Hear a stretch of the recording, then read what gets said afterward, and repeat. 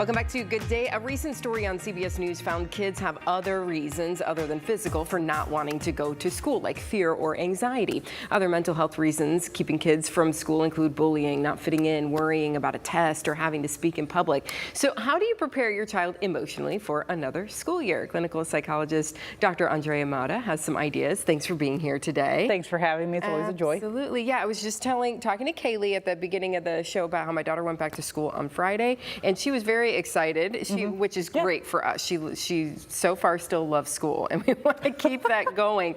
But it's funny because I feel like kids sometimes don't tell you a whole lot, and so getting information out of them, I'm like, how was your first day? Awesome.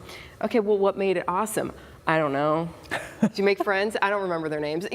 So first of all, I think that having that communication with our kids is really important, but how do we get there? I think the first thing is to keep in mind that not all, like the vast majority of kids go to school and they're excited about school. And we don't want to be like, oh my God, are you scared? Are you nervous? We don't want to plant those seeds if they're not already there. We want to assume that they are fine, that they are excited. We want to promote that. We don't want to make it a big deal if it's not a big deal. Okay. But how do we get that communication? I think the big thing is you can ask kind of funny questions. I usually say you can ask your kid what didn't you learn today?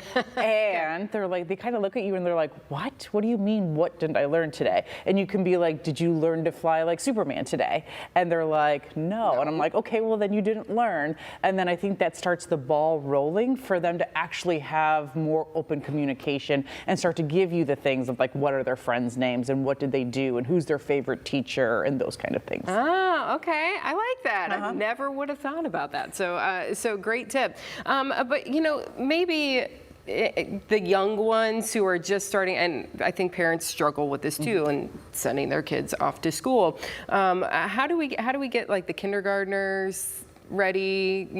I think both kindergartners and parents mentally Definitely. ready for that. And so I think what schools do a great job. They do the open houses where you go in and you meet the teachers and you drop off the school supplies, those kind of things. I know Bowling Green at least does that. Yeah. I don't know what other schools are doing. But I think that's a great thing where you get to meet the teacher and you start to set up a routine. So a week out you start to kind of come up with okay, we're going to wake up at this time. This is going to be our run through, and then we have to get out the door at this time, so that they already know what's going to happen. And then again, it's kind of you're excited about it because we've been doing this for decades. It's not a mental health crisis. They're okay. They can handle it. They're adaptable. Yeah, and you have a story, I think, about a kindergarten teacher. Yeah, so a kindergarten teacher last year when I dropped off my kindergartner to school, I know, the kindergarten teacher sat down and talked to my daughter, and she's like, oh, da, da. And then the teacher handed me this bag of glitter, this magic glitter.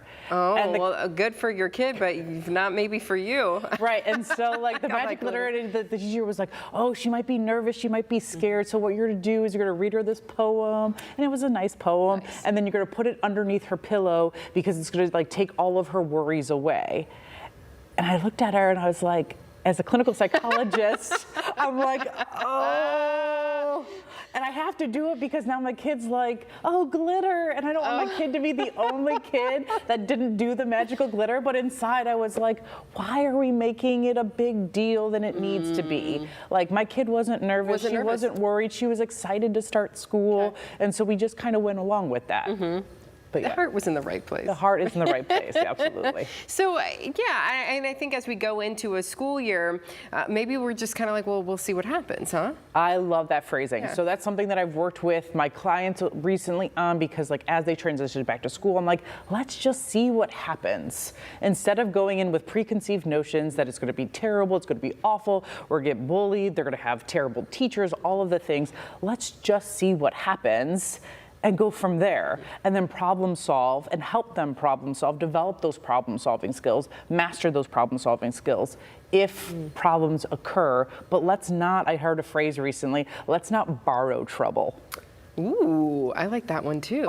I do love this idea of not freaking out for no reason. Right. Because as you said, a majority of kids they're excited. They want to go back to school. So let's not freak out until we need to maybe start intervening and doing some things. So there are a lot of, I know in our district this year, there are a ton of changes this year. We had some redistricting.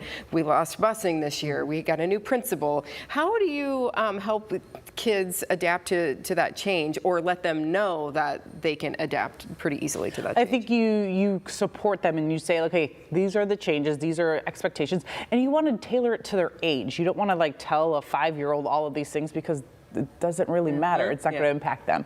Maybe the principal, if there's a principal change, absolutely, because they know the principal. If there's a teacher change, then know the teacher. And then just kind of talk with them, prepare, but like let them take the lead. And again, like embracing this let's see what happens mentality. And tell them like they're adaptable. they're okay. They're fine. Like some people have this like negative belief or view on telling kids like you're fine or you're okay. But it gives them a sense of safety because you're their safe base. And if their safe base isn't telling them that they're okay and that they're fine, well, then it's freak out time.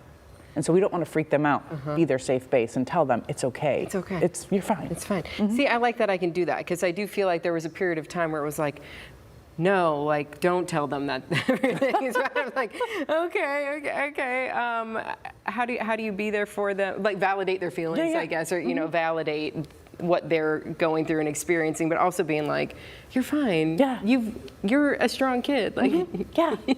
You can validate, and then you can just reassure them, like, you're okay, you're fine, it's okay, we're going to get through this together. Yeah, absolutely. So as the school year continues, though, maybe some things do start popping up. How do we go about taking care of those issues as they arise? I think checking in with your kids, having that open communication, having that open dialogue with them on a regular basis so that they feel like they can come to you with any situations. So I think that's huge. And then if they do start to come with you and they're telling you like things are kind of popping off, then that's when you're like, okay, first step, can we problem solve this ourselves? Can we teach them some kind of coping skills? Can we think of a viable solution to it? Help them develop those problem solving skills. The next step, if that doesn't work, well then obviously go up to the teacher and then see what happens after that. And then if it starts to become like, if it starts to cross that line from normal behavior into more pathological behavior,